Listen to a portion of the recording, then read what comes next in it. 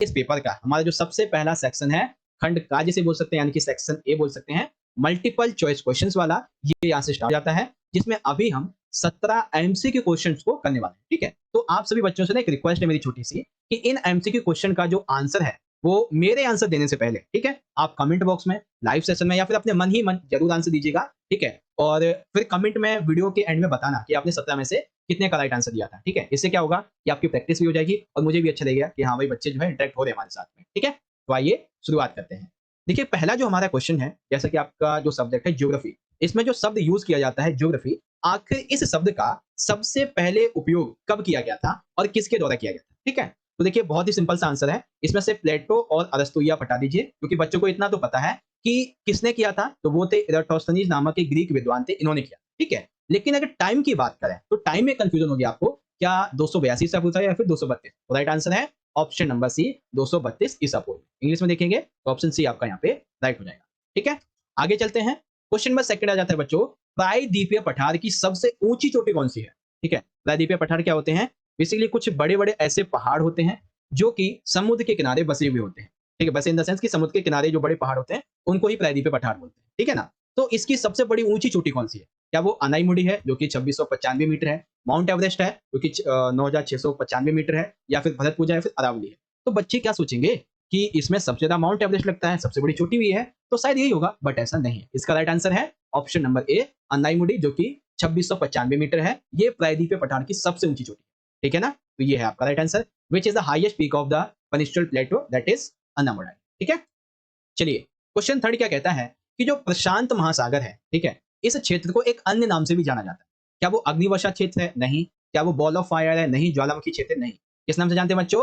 Ring of fire के नाम से जानते हैं, ठीक है? प्रशांत महासागरीय क्षेत्र को रिंग ऑफ फायर के नाम से जानते हैं। ऑप्शन बी राइट है, ठीक है? ओके, तो अब हम बात करते हैं अपने अगले क्वेश्चन की, जो कि है क्वेश्चन नंबर 4। इसमें देखिए, बेसिकली हमें कुछ कथन दिए गए हैं, हमें इस पे विचार करना है। बेसिकली देखो, इसमें भारत की कुछ विशेषताओं पर हमें विचार करना है। तो यहाँ पे पता है, आपके 4 एमसीक्यू एक बार में कंप्लीट हो गए। कैसे? देखिए, भारत का जो कुल क्षेत्रफल है, वो 32.8 लाख वर्ग किलोमीटर है, बिल्कुल ठीक है। भारत का उत्तर से लेकर दक्षिण तक का विस्तार जो है, यानी कि कश्मीर से लेकर नीचे तमिलनाडु कन्याकुमारी तक जो है, पूरा विस्तार 3214 किलोमीटर है, बिल्कुल ठीक है। भारत का पूरब से पश्चिम यानी कि अरुणाचल प्रदेश से गुजरात तक का जो विस्तार है, वो 2933 किलोमीटर है, बिल्कुल ठीक है, ये बात भी ठीक है। इस तरह से इसके अक्षांशीय और देशांतीय विस्तार में लगभग 30 डिग्री का अंतर पाया जाता है। अब मैं आपको एक मैप दिखाता हूँ, ये इंडिया का मैप है, ठीक है। इसमें भी अभी हमने देखा, भारत का जो टोटल ये जो बाउंड्री फैली हुई है, ठीक है ना, ये इधर से इतनी, ये जो बाउंड्री फैली हुई है कितनी है? ये 32.8 लाख वर्ग किलोमीटर है, ठीक है। वही दक्षिण यानी कि मतलब उत्तर से दक्षिण, ये यहाँ से लेके यहाँ तक, कश्मीर से इधर तमिलनाडु तक जो पूरा का पूरा पार्ट फैला हुआ है, वो कितना है? वो यहाँ पे है हमारा 3214 किलोमीटर, ठीक है ना। तो ये हमारा है 3214 किलोमीटर, ठीक है। वहीं पूरब यानी कि अरुणाचल प्रदेश से आप इधर आ जाइए, पश्चिम की तरफ गुजरात, ठीक है ना। तो ये कितने वर्ग किलोमीटर में बच्चों? ये 2933 है। कितना है? 2933 है। तो ये तीनों ही बातें जो है, वो बिल्कुल ही यहाँ पे सही है, ठीक है। तो अब हम क्या कहेंगे? यहाँ पे हम कहेंगे कि जिसमें चारों के चारों ऑप्शन राइट हो, दैट मीन्स ऑप्शन नंबर जो डी है, ये हमारा राइट हो जाएगा, ठीक है बच्चों। अब इंग्लिश में देखेंगे तो चारों ही सही हैं और ऑप्शन डी हमारा राइट है। ओके, चलिए अब देखिए, आपके जो दो क्वेश्चन हैं, वो अभिकथन और कारण वाले भी आएंगे, क्वेश्चन 5 एंड 6, ठीक है। देखिए, यहाँ पे हमें अभिकथन ए और कारण आर को ध्यान से पढ़ना है और फिर हमें समझना है। देखिए, अभिकथन कहता है कि भूवैज्ञानिक संरचना व शैल समूह की भिन्नता के आधार पे भारत को 3 भूवैज्ञानिक खंडों में विभाजित किया गया है, बिल्कुल ठीक है। भारत को 3 प्रकार की भूवैज्ञानिक खंडों में डिवाइड किया गया है, जिसमें से सबसे पहला प्रायद्वीपीय खंड है, दूसरा हिमालय और जो अन्य अतिरिक्त प्रायद्वीपीय पर्वतमाला है वो है, और तीसरा है सिंधु गंगा ब्रह्मपुत्र का मैदान, बिल्कुल ठीक है। यानी कि ये जो बात है कि भारत को 3 भूखंड भूवैज्ञानिक खंडों में डिवाइड किया गया है, ये यहाँ पर बिल्कुल सही है। इसका मतलब क्या होगा कि हमारा अभिकथन ए भी सही है, कारण आर, ये दोनों सही है और कारण ए की सही व्याख्या करता है, ठीक है। यानी कि हमारा ऑप्शन ए राइट हो जाएगा, ठीक है। अब वहीं आगे चलते हैं, इंग्लिश में देखेंगे तो असर्शन रीजन ठीक है, एक्सप्लेनेशन भी है, तो ए राइट हो जाएगा, ठीक है।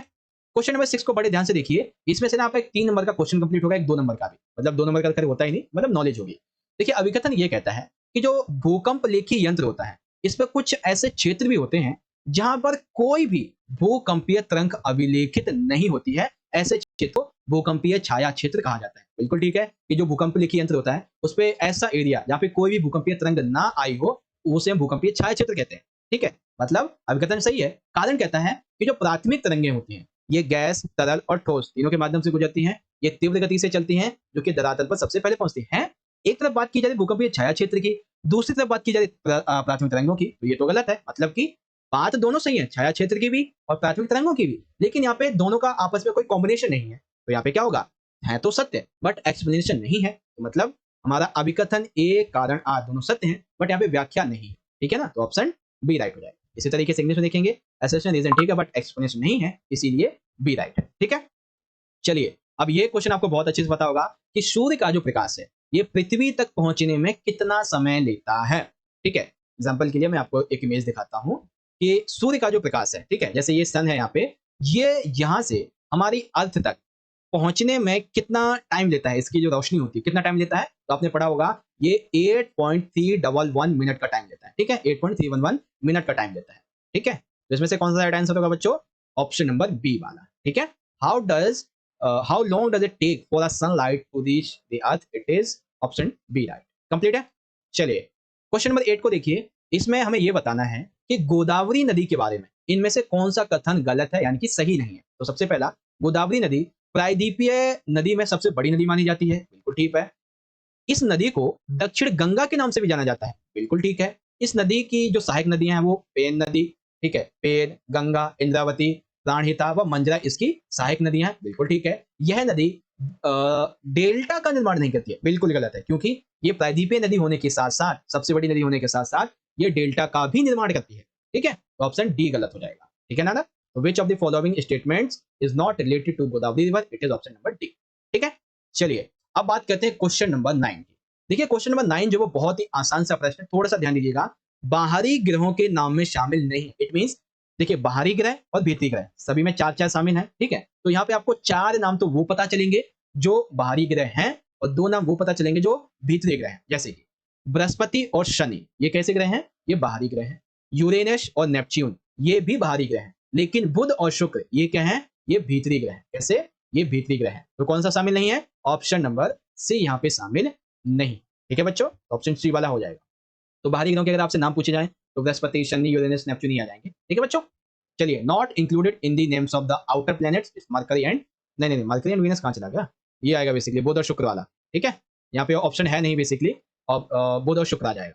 ठीक है, ओके, तो अब यहाँ पे आता है बच्चों हमारा अगला क्वेश्चन। वैसे क्वेश्चन नंबर लिखा तो नहीं है, ये आपका क्वेश्चन नंबर 10 है। ठीक है, जिसमें एक तरफ सूची 1 है जो कि एक विशेषता है और सूची 2 है जो कि एक नाम है। बेसिकली देखो हमारे वायुमंडल की जो संरचना है उसकी परतों के बारे में यहाँ पे है, मंडल के बारे में है। ठीक है, जैसे कि ऊंचाई के साथ में तापमान किसमें गिरता है, ठीक है, रेडियो तरंगों को पृथ्वी पर वापस कौन भेजता है, अधिकतम ओजोन समावेश किसमें होता है, और तापमान प्रवणता में एकदम गिरावट किसमें होती है। ठीक है, तो इसको करने से पहले एक बार आप इस इमेज को देखिए, यहाँ से आप कुछ बातों को समझ पाएंगे। जैसे कि क्षोभ मंडल जो है इसमें क्या होता है, इसमें ऊंचाई के साथ में तापमान घटता है, तो ऊंचाई के साथ तापमान किसमें घटेगा, क्षोभ मंडल में घटेगा। ठीक है, समताप मंडल में क्या होगा, ऊंचाई के साथ में तापमान बढ़ेगा।